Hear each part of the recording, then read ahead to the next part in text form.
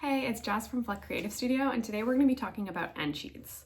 Like many authors, you may kind of know what Endsheets are, but not really understand fully how they work. So that's why we're going to go in depth into some examples today to show you all the options you have so that you know how to communicate what you want to your designer. So the first thing we're going to talk about is what are they before we look at a bunch of examples. So anytime you open up a hardcover, you will see Endsheets, and that doesn't matter what type of hardcover it is, whether it's a kid's book, cookbook, guidebook, fiction, nonfiction. If it's a hardcover, as soon as you open the board itself, you will see your Endsheets. So the Endsheets are designed to hold the cover onto the text block. It's part of the construction of a book. And you will see they're at the front and the back. It technically looks like they are 3 pages. So if you count 1, 2, 3, it's a folded single sheet of paper. So this front piece is of course glued. So anything you design on the back, half of it will be glued down and not seen. So 3 sides of the end sheet are actually what's going to be seen by the reader. And that's the same at the back, 1, 2, and 3. So you have all of those sides to play with, and they are glued at the front and the back. And again, you can see the book block that your designer would be typesetting. This is completely in a separate file, is a separate part of the design that would be done aside from the end sheets that would then be created in a different file. So there are different ways that you can approach creating your end sheets, and they all would cost different amounts too. You have a lot of freedom with what you want to play with. So the very lowest, kind of cheapest option for your end sheets is to just leave them completely blank.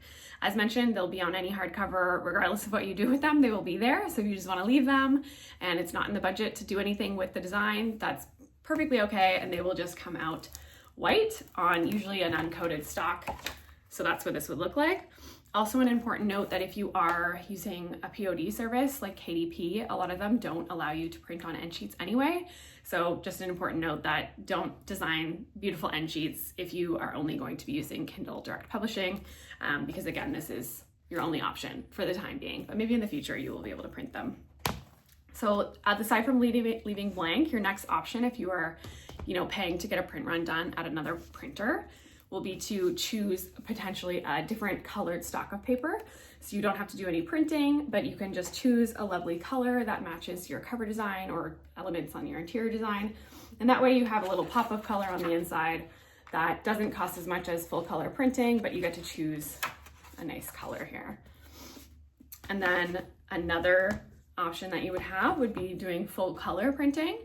So that would be either 4/4, which means full color on each side. That's CMYK, the 4 colors on the front and the back. So an example of that is here. This is a children's book. There's a beautiful design on the front and the back of the end sheets. And if I flip over to the back of the book, the exact same piece of art is repeated. So that when you're communicating with the printer, you're saying, I'm doing the same design on the front and the back, 4/4 printing for my end sheets. That's what that looks like. Another option would be to actually do 2 different things on the front and the back. That, depending on the printer, they might charge you more to have a different design on the front end sheet than at the back end sheet. So that would look something like this. Again, you can do absolutely anything on your end sheets. Sometimes it's fun to do a pattern. You can have additional content here that didn't fit on the inside of your book. But here's an example of how different end sheets can be on the front and the back of the artwork. And this one was actually designed to actually flow into the text block. So the text block still starts here. This is still a completely separate file than this one, but we designed it to nicely flow with the final page of the book. So this is again, the text block. You can see it's got a sheen, whereas this one doesn't, because that's part of the 3 end sheet pages that are visible. And again, the one facing this way. So your designer, when working with the printer, will know that the back of this sheet can be blank. If for whatever reason, they want to extend the design to the back, they can, but again, noting that it will get glued, so anything under here is not going to be seen. Another example of different kind of images at the front and back end sheets would be, in this case, it's a cookbook. We've got a beautiful pattern at the front and back that relates to the patterns within the book. We've got the book description at the front, and then at the back, we've got the author bio. So we would have asked the printer that we're going to do different end sheets at the front and the back. And again, this is 4/4 color printing because we've got color on both sides. Another option is also to choose not to print on both sides. So the back of your end sheets would just be white, and that would be 4/0 printing. So here's an example of that. We've got this beautiful bow pattern in the front of this book. And if I flip over, blank, because this page was not printed on. So again, that would be a little bit cheaper than doing 4/4 full color printing.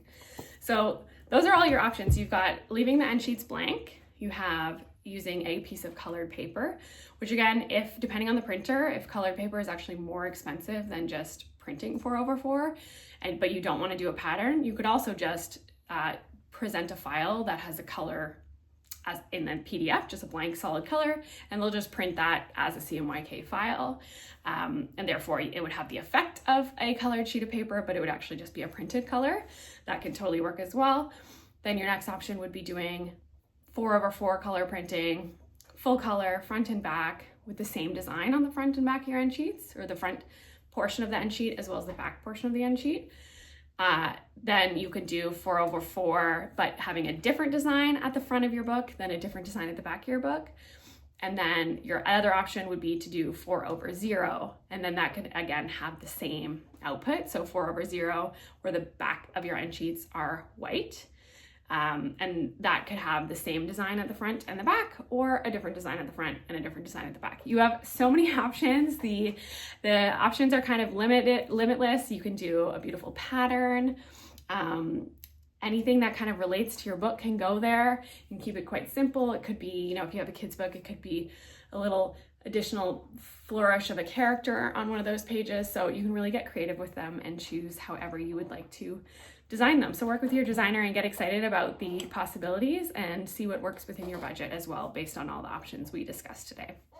If you have any questions, please leave a comment below. I would love to hear more. And I'll be back with another tip video soon.